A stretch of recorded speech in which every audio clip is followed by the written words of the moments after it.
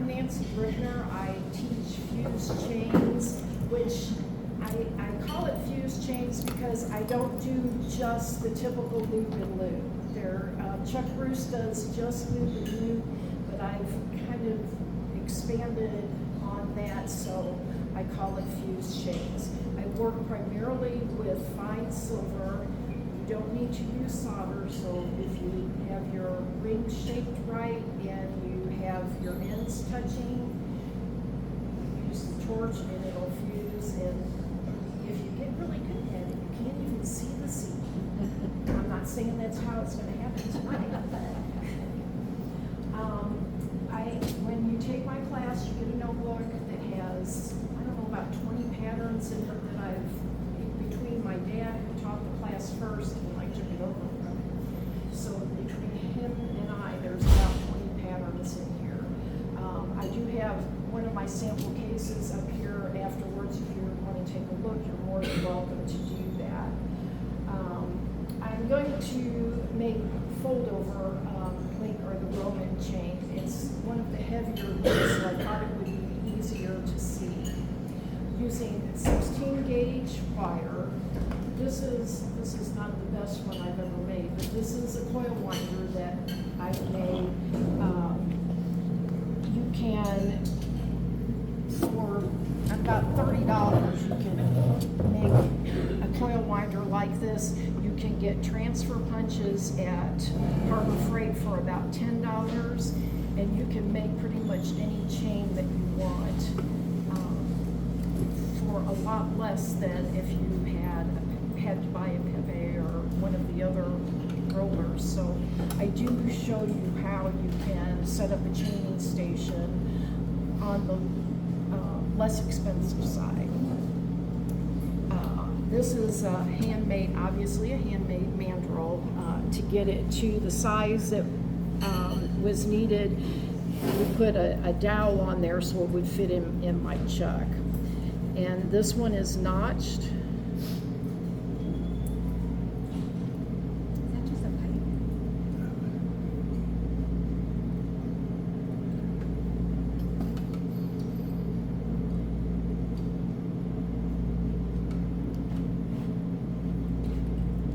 These tables are not good for clamping on.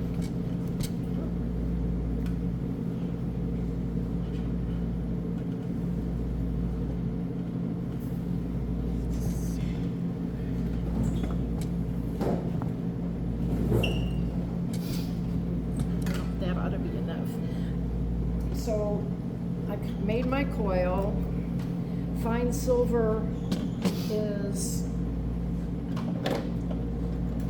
soft, so we can cut it with the shears. You don't have to use a saw for it.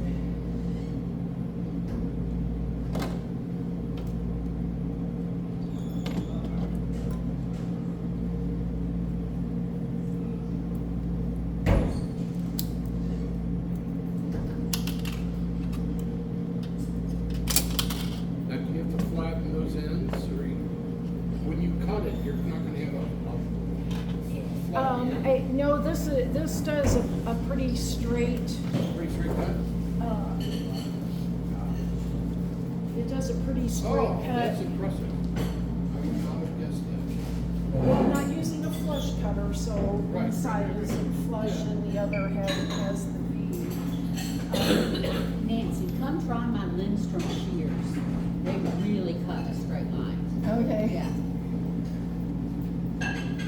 I'll let them pass around. You need a couple up here to fuse. So the rings have to be closed all the way. If they're not touching, it won't fuse. You'll get nice little balls on either side, and which could be a design element, but not what we're going for today.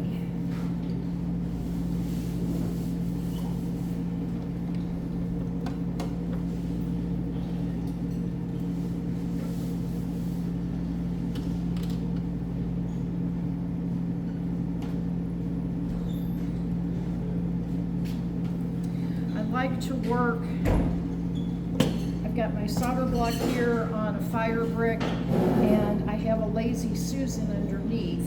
So if I don't have my ring quite oriented correctly, I can just swivel my block and get it where I need it to be. I like to have all of my seams facing me so I know where I need to direct the heat. Is there one more ring? Yeah.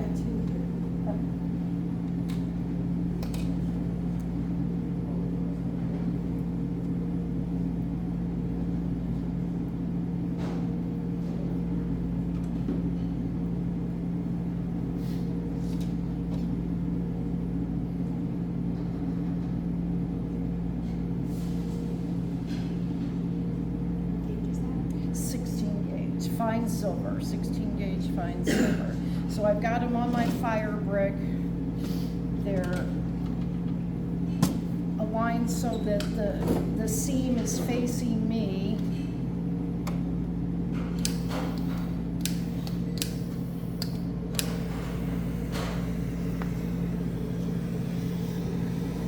And now I'm gonna heat up the ring and come to the joint, and hopefully it will fuse.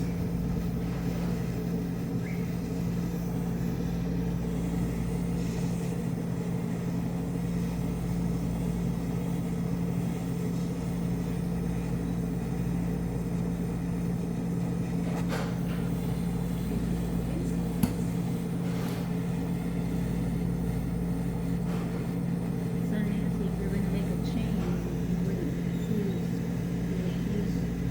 you'd separate them. You Yeah. have to speak a little louder, I'm hearing impaired. So you ask your question again? If you're making a chain, Uh-huh. you would link them and then, right? I still didn't hear Okay, you. if you're making a chain, Uh-huh, you have to put one in front of it, one inside the other, right? yes, in, Okay. in this chain. Right. So then you do a bunch that are fully closed, and then you have others that are open, and then you join them?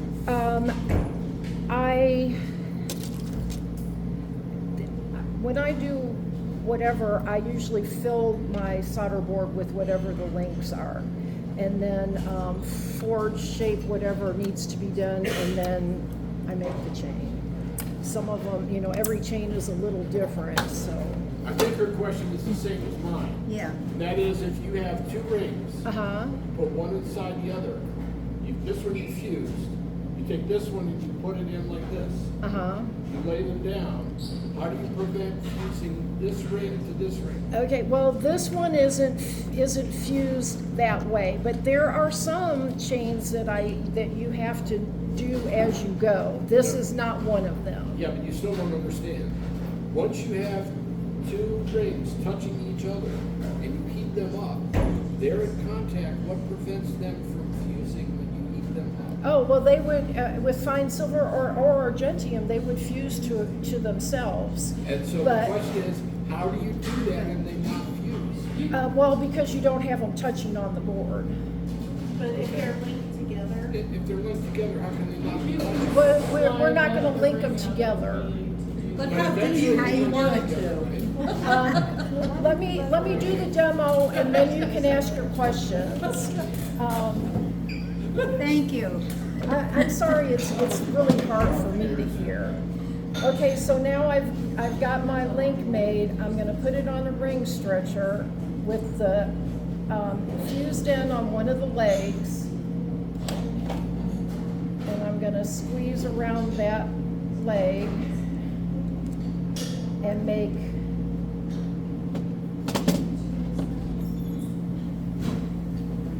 an exclamation mark.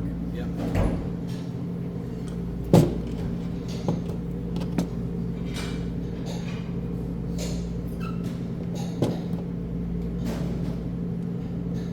just squeezing right above the, Right above the leg that has the fused end on it.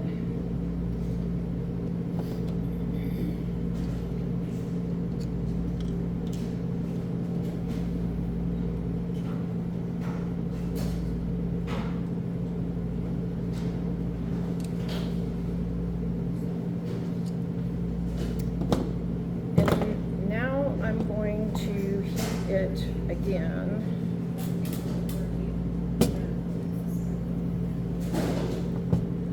Through the magic of television, I'm going to do 2 it with the torch lit at one time. So, whoop. So now I'm going to heat this again.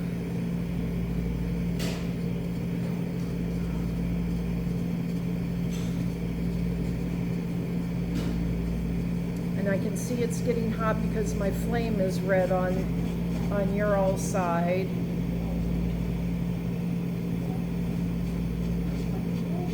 And I'm going to make a ball so it'll look like that.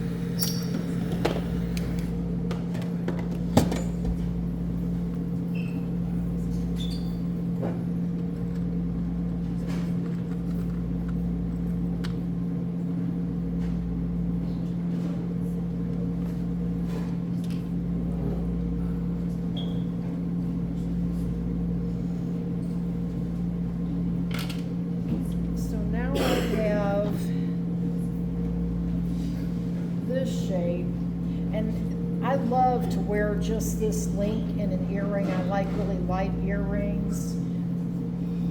And so a lot of times I'll just stop at that. But today I'm going to put another mandrel in where the larger part is. And I'm going to take my round nose pliers and again squeeze around the mandrel to make a shape like that. Y'all see that?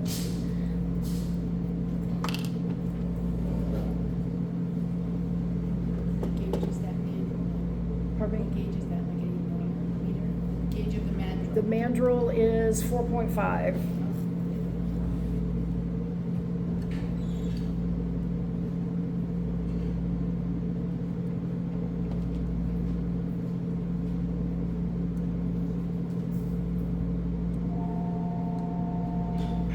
It's for you.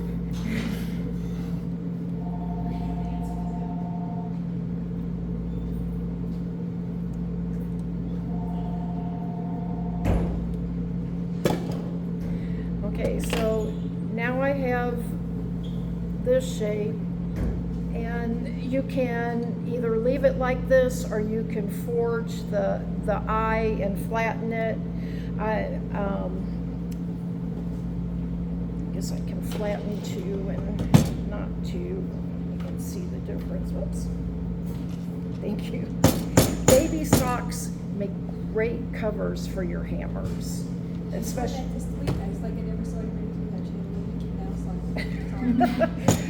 Especially when you travel with them, it does protect them. If they would get a little wet, the sock should absorb some of the moisture, but, and you can get baby socks just about anywhere. Okay, so now I'm gonna start shaping we're gonna make earrings today. You decide what side of the ball looks the best. And curl it. I don't know if you can see that. Like a fish hook, I guess would be a good description. I'm going to do that to both of these. And then one will fit into the other, and I'll close the first one. And then as you continue,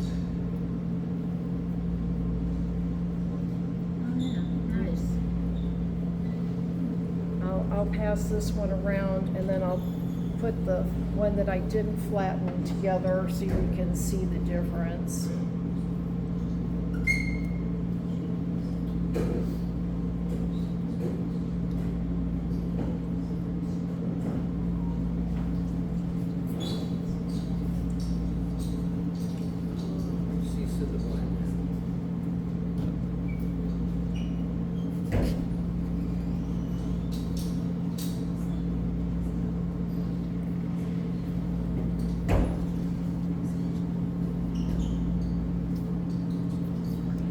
And this would be the start to the fold over, the Roman fold over chain.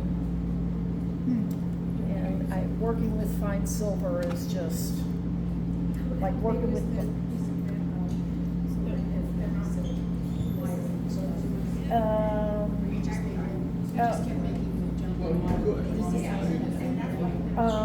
is like a 0.625, I think.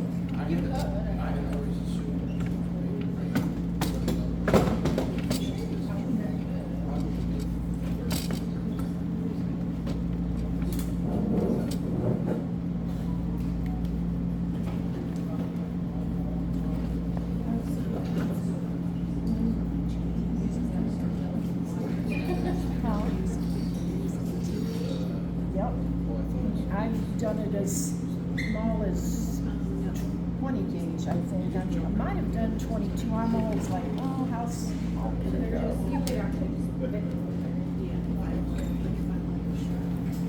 No, it's a 675. That's copper. My dad must not do it. Very pretty.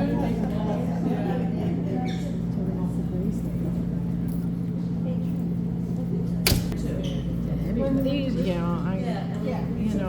this one is probably 18 or 20. And you can pass those around so you can see. That one you just smacked it and you baked it too. I used a 2-grain.